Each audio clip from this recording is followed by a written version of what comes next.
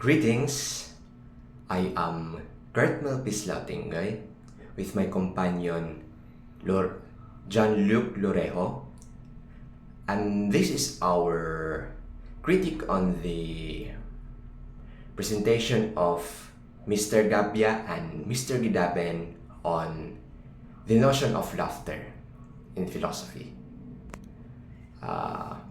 Once again, we would like to commend the presenters of their excellent work and that they have done it excellently, and they presented with decent information, with message, with clear meaning, with very catchy, attention calling messages. And they also have a accurate use of words. They have the accurate use of words, and that neither lack nor exceed. So,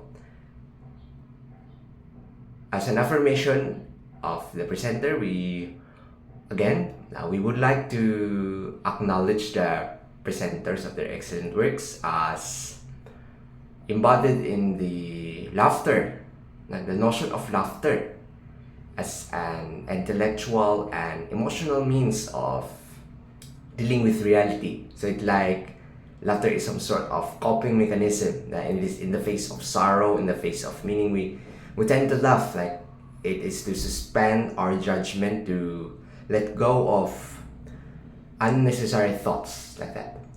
On the other hand, there is a question raised by us. We would like to raise this in the issue of laughter. How is it applicable in particular situations? So, I hope that will be enlighten us and our fellow learners. And thank you for your future response. The gap that we see or we look upon on the reporting is about Zhuangzi's laughing at the wake of his wife. So in this kind of response to life's absurdity by Zhuangzi, he is very Taoist, and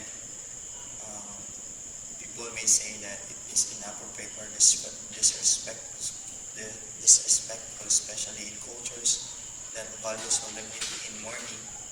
So, in this objection, I would like to question about, is humor always the best way to respond to life's serious moments?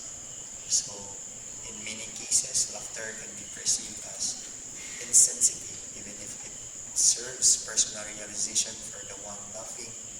How can we reconcile this with the broader claim that humor is universally a tool for goodness, truth, and beauty?